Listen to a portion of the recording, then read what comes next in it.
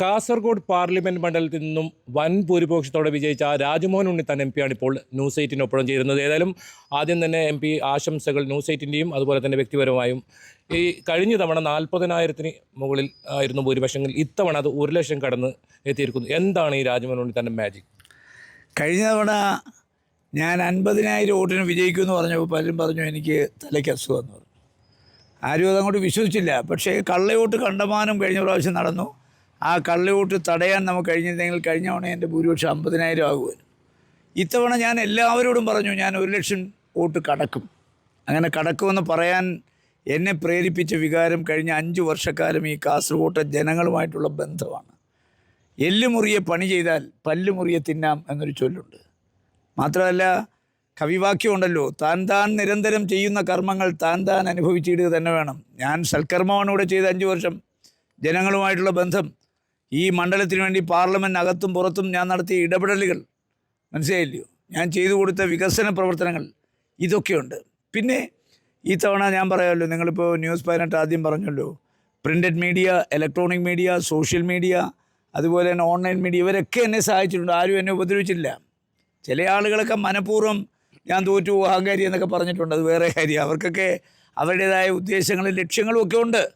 ഇപ്പോൾ അവരിപ്പോൾ ജയിച്ചു കഴിഞ്ഞപ്പോൾ റെക്കോർഡ് മാറ്റി പറയും. അന്ന് എനിക്ക് യാതൊരു വിരോധവുമില്ല. കാസർഗോട്ടെ ജനങ്ങളിൽ ഞാൻ അർപ്പിച്ച വിശ്വാസം, അവരെന്നിൽ അർപ്പിച്ച വിശ്വാസം, അത് ഒരു ശക്തിക്കും തകർക്കാൻ ഈ ജന്മം കഴിയില്ല. ഇനി അടുത്ത ജന്മം വലിയ പറ്റുള്ളൂ. അതുകൊണ്ട് ആ ഒരു വിശ്വാസമാണ് എന്നെ ഇത്തരം വലിയ വിജയത്തിലെത്തിച്ചത്. കാസർഗോട്ടെ രാഷ്ട്രീയത്തിനതീതമായി എല്ലാ ജനങ്ങളോടും ഞാൻ കടപ്പെട്ടിരിക്കുന്നു.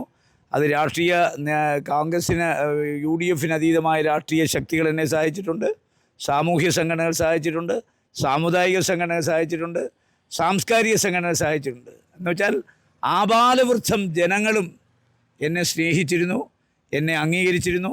അതുകൊണ്ട് ആ അംഗീകാരമാണ് ഇത്തവണ വോട്ടിങ്ങിലൂടെ പ്രതിഫലിച്ചത്. ഈ ഇടതിൻ്റെ ഒരു ശക്തി കോട്ടയാണ് കാസർഗോഡായാലും തൃക്കരിപ്പൂർ, അതുപോലെ ഉദുമ, കാഞ്ഞങ്ങാട്, ഈ 3 മണ്ഡലങ്ങളിൽ ഇത്തവണ വലിയ ഭൂരിപക്ഷം നേടാൻ കഴിഞ്ഞു. പ്രത്യേകിച്ച് സ്ഥാനാർത്ഥിയും ജില്ലാ സെക്രട്ടറിയുമായ ബാലകൃഷ്ണ മാസ്റ്റർ മണ്ഡലത്തിലും വലിയ ഭൂരിപക്ഷം നേടാൻ. ഇതിനെങ്ങനെ കാണുന്നു? ബാലകൃഷ്ണ മാസ്റ്റർ മണ്ഡലത്തിൽ മാത്രമല്ല, ബൂത്തിൽ അദ്ദേഹം എല്ലാ സ്ഥലത്തും നടന്ന് പ്രസംഗിച്ചു.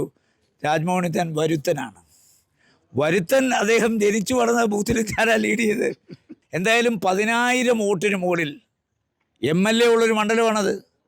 സ്ഥാനാർത്ഥിയുടെ മണ്ഡലമാണ്. സ്ഥാനാർത്ഥിയുടെ ബൂത്തിലും മണ്ഡലത്തിലും ഞാനാ ലീഡ് ചെയ്തെന്ന് പറഞ്ഞാൽ വരുത്തനാണോ ഇരുത്തനാണോ കൊള്ളാവുന്നതെന്ന് ജനങ്ങൾക്ക് മനസ്സിലായി. അതുകൊണ്ട് ഇനി മേലാൽ വരുത്തൻ എന്ന പ്രയോഗം ഉപയോഗിക്കരുത്. വരുത്തനൊക്കെ ഇപ്പോൾ ഇറക്കുമതി ചെയ്ത പോലെയാണ് ബാലകൃഷ്ണ മാസ്റ്റർ പറഞ്ഞു വിട്ടത്.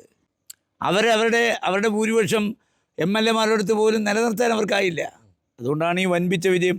അതിൻ്റെ അർത്ഥം UDF വോട്ടുകൾ മാത്രമല്ല എനിക്ക് കിട്ടിയത്, LDF വോട്ടുകൾ കിട്ടിയിട്ടുണ്ട്. അതിന് ഒന്ന് ഞാൻ പിണറായി വിജയനോട് നന്ദി പറയുന്നു. അദ്ദേഹത്തിൻ്റെ പ്രവർത്തന ശൈലി, മനസ്സിലായില്ലേ? ഇത് പോസ്റ്റ് വോട്ടല്ലേ നിങ്ങൾ കണ്ടോ? പോസ്റ്റ് വോട്ടിൽ എല്ലാം NGO യൂണിയന്മാരുടെ ആളുകളെ നിയമിച്ചത്. അവർ വോട്ടറുടെ വിരലം പതിച്ചു അല്ലെങ്കിൽ ഒപ്പിട്ടു. പക്ഷെ അവരുടെ ഒപ്പ്, പേര്, ഡെസിഗ്നേഷൻ, ഇത് 3 എഴുതിയില്ല, ഇത് 3 എഴുതിയില്ല, വോട്ട് അസാധുവാ.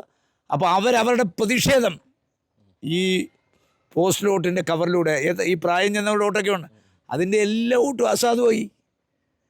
എത്രയോ വോട്ട്, അപ്പം 6,500 വോട്ട് അസാധുവായി.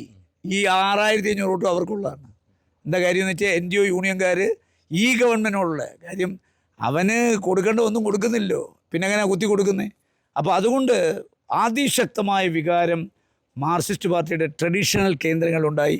അതെനിക്ക് അനുഗ്രഹമായി മാറി. ഈ സംസ്ഥാന തലത്തിലേക്ക് വന്നാൽ ഇപ്പോൾ 18 സീറ്റ് ഇപ്പോൾ BJPക്കും അതുപോലെ തന്നെ LDFനും CPM-ന് 1 സീറ്റ് വീതമാണ്. ഇതിനെ എങ്ങനെയാണ് കാണുന്നത്? ഒരു അനുകൂലമായൊരു ഫാക്ടർ വലിയ തോതിൽ കഴിഞ്ഞ തവണത്തെ ഇത്ര ഉണ്ടായിരുന്നില്ല ഇപ്പോൾ, പക്ഷേ വലിയ ഭൂരിപക്ഷം ഇപ്പോൾ നേടാൻ കഴിഞ്ഞു. അതെന്താണ്? അല്ല, പാലക്കാടും അതുപോലെ തന്നെ ആലത്തൂരും ഒക്കെ ഇടതുപക്ഷത്തിൻ്റെ ശക്തി കേന്ദ്രങ്ങളാണ്. കഴിഞ്ഞ തവണ ജയിച്ച ആളുകൾ അത് നിലനിർത്താൻ ശ്രമിച്ചെടുത്ത് നിലനിർത്താൻ ശ്രമിക്കാത്തടത്താണ് അത് ആ വ്യത്യാസമുണ്ട്. ഇപ്പോൾ ശ്രീകണ്ഠനൊക്കെ അത് നിലനിർത്താൻ ശ്രമിച്ചു. ഇപ്പുറത്തും അതാണ്. സാംസ്കാരിക തലസ്ഥാനമാണ് തൃശ്ശൂർ. ഒരു കലാകാരനാണ്. നാളെ മമ്മൂട്ടിയുടെ രാഷ്ട്രീയം നമുക്കറിയാം. നാളെ അദ്ദേഹം പാർലമെൻറ്റ് മത്സരിച്ചാൽ മാർക്സിസ്റ്റുകാരാണോ വോട്ട് ചെയ്യുന്നത്? കോൺഗ്രസ്സുകാർ വോട്ട് ചെയ്യും. മമ്മൂട്ടിയൊക്കെ നമ്മുടെ പൊതു സ്വത്താണ്. സുരേഷ് ഗോപി, അങ്ങനെ കാണുന്ന ഒരുപാട് ആളുകൾ നമ്മുടെ കേരളത്തിലുണ്ട്. നമ്മുടെ ഒരു കലാകാരന് കൊടുക്കേണ്ട അംഗീകാരം, അത് അംഗീകാരമാണ് അല്ലെങ്കിൽ ഇത്രയും വോട്ട് എവിടുന്നാണ് ബി ജെ പിക്ക് അവിടെ? കഴിഞ്ഞ ഒരു 4-5 തെരഞ്ഞെടുപ്പിൽ ബി ജെ പിക്ക് കിട്ടിയ വോട്ട് നിങ്ങൾ പരിശോധിക്കുക. സുരേഷ് ഗോപി കഴിഞ്ഞ തവണ മത്സരിച്ചപ്പോൾ ഉള്ള വോട്ട് ഇത് നോക്ക്.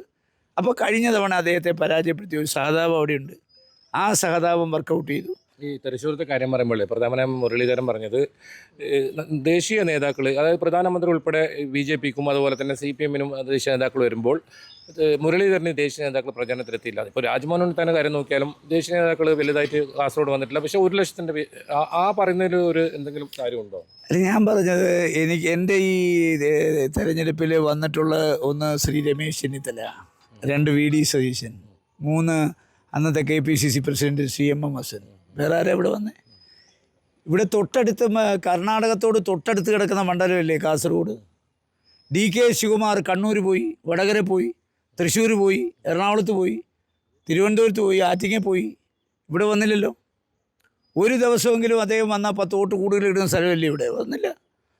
സിദ്ധാരാമയ്യ തെരഞ്ഞെടുപ്പ് ആരംഭിച്ച അവസാനം അദ്ദേഹത്തിന് പനിയാന്ന് പറഞ്ഞു. പനി പിടിക്കുന്നതിന് മുമ്പ് അദ്ദേഹത്തിന് വരാമായിരുന്നല്ലോ പ്രോഗ്രാം. അപ്പോൾ ഇവിടെ ആരും വന്നില്ല. ഒരു ദേശീയ പറഞ്ഞ മനസ്സിലായില്ലയോ? രാഹുൽ ഗാന്ധി വന്നില്ല, പ്രിയങ്ക ഗാന്ധി വന്നില്ല, കോൺഗ്രസ് പ്രസിഡന്റ് വന്നില്ല. അതൊക്കെ തിരഞ്ഞെടുപ്പിൻ്റെ ഒരു ജനങ്ങളുമായിട്ടുള്ള സ്ഥാനാർത്ഥിയുടെ ബന്ധമാണ് വോട്ടുകളായി മാറുന്നത്. പിന്നെ ഇതൊക്കെ ഒരു പബ്ലിസിറ്റിക്ക് വേണ്ടിയിട്ടാണ് നമ്മളിതൊക്കെ ചെയ്യുന്നത്. ഇനി മത്സരിക്കാനില്ല എന്നാണ് മുരളീധരൻ പറഞ്ഞത്. ഒരു KPCC പ്രസിഡന്റ് സ്ഥാനത്തൊക്കെ പരിഗണിക്കാവുന്ന അതെല്ലാം നിങ്ങൾ KC വേണുഗോപാലാണ് ഇന്ത്യയുടെ സംഘടനാ ചുമതലയുള്ള ജനറൽ സെക്രട്ടറി. അദ്ദേഹം കേരളത്തിലുള്ള ആളാണ്.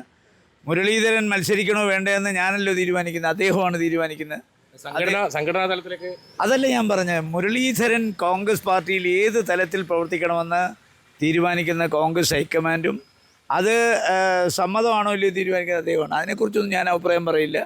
It is absolutely A personal matter of Muraleedharan. പിന്നെ സംഘടനാപരമായിട്ട് അത് തീരുമാനം എടുക്കേണ്ടത് ഓൾ ഇന്ത്യ കോൺഗ്രസ് കമ്മിറ്റിയാണ്. അവരുടെ അധികാര പരിധിയിൽ കൈകടത്താൻ ഞാനില്ല.